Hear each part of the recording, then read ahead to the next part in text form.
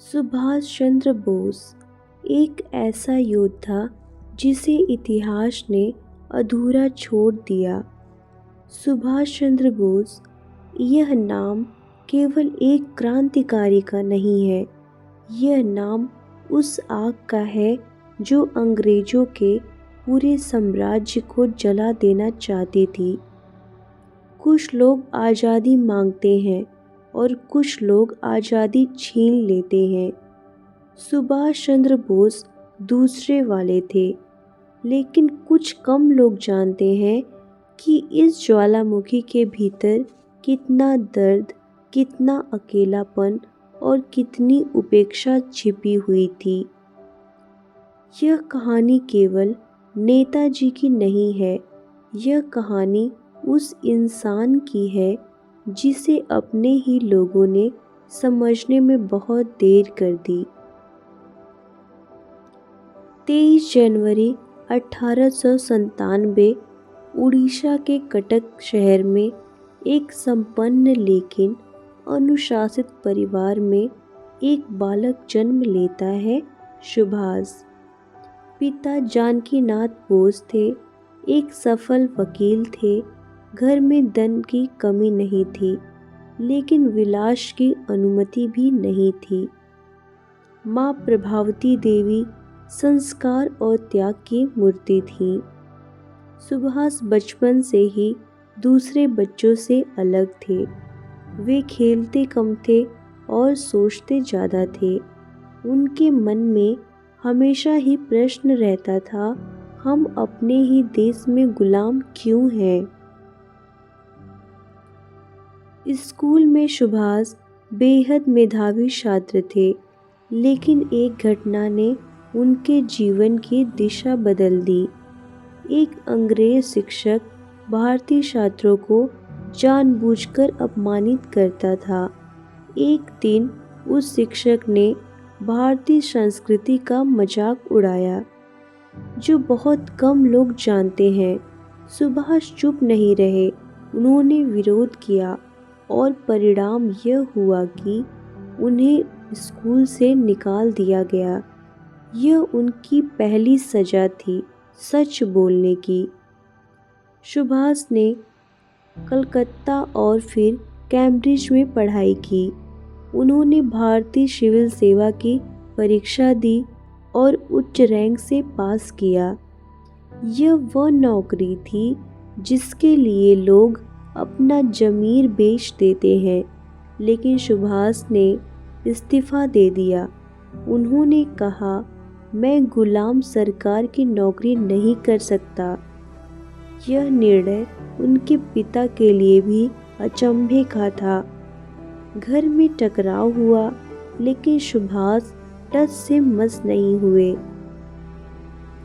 सुभाष चंद्र बोस महात्मा गांधी का सम्मान करते थे, लेकिन उनसे पूरी तरह सहमत नहीं थे। गांधी जी अहिंसा में विश्वास करते थे, लेकिन सुभाष का मानना था कि अंग्रेज सिर्फ ताकत की भाषा समझते हैं। यह मतभेद धीरे धीरे गहराता गया। अनसुना सच, कांग्रेस के भीतर सुभाष को अक्सर अलग थलग कर दिया जाता था, फिर भी वे पीछे नहीं हटे। सुभाष चंद्र बोस कांग्रेस के अध्यक्ष बने। जनता उनके साथ थी, युवा उनके दीवाने थे, लेकिन कांग्रेस के भीतर उनका विरोध बढ़ता गया।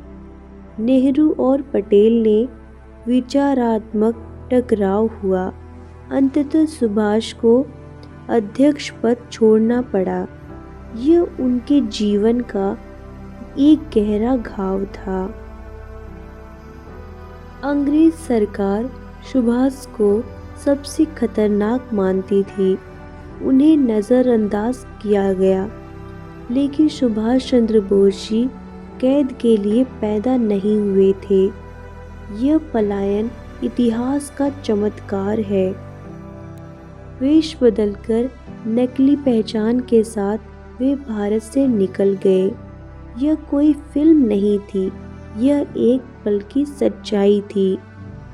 सुभाष हिटलर से मिले, जापान पहुँचे। उन्होंने आज़ाद हिंद फौज बनाई। तुम मुझे खून दो, मैं तुम्हें आज़ादी दूंगा। यह नारा सिर्फ शब्द नहीं था, यह एक चुनौती थी। हजारों भारतीय सैनिक उनके साथ जुड़े। यह बात बहुत कम बताई जाती है कि सुभाष चंद्र बोस महिलाओं को सिर्फ सम्मान नहीं बल्कि सैनिक मानते थे।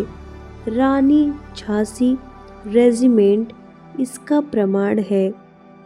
यह सोच अपने समय से बहुत आगे की थी। आज़ाद हिंद फौज अंग्रेजों से लड़ी। संसाधन कम थे लेकिन हौसला असीम था। युद्ध हारे लेकिन आत्मा नहीं हारी। सुभाष चंद्र बोस अंत तक कहते रहे, संघर्ष जारी रहेगा। 1945 एक विमान दुर्घटना। क्या सुभाष मर गए या जिंदा रहे? आज भी यह प्रश्न अनुत्तरित है। सबसे कड़वा सच, उनकी मृत्यु पर कभी स्पष्ट उत्तर नहीं दिया गया। शायद सच जानने की हिम्मत ही नहीं थी। आज हम सुभाष चंद्र बोस जी को श्रद्धांजलि देते हैं, लेकिन क्या हमने उनके सपने का भारत बनाया? वे आज़ादी चाहते थे लेकिन साथ ही सम्मान और स्वाभिमान भी चाहते थे। सुभाष चंद्र बोस कभी प्रधानमंत्री नहीं बने, कभी सत्ता में नहीं आए, लेकिन वे हर उस दिल में जिंदा है जो अन्याय के खिलाफ धड़कता है। स्वतंत्रता किसी को भीख में नहीं मिलती, इसे छीनना पड़ता है। सुभाष चंद्र बोस भीख मांगने वालों में से नहीं थे। वे इतिहास के सबसे साहसी अध्याय थे।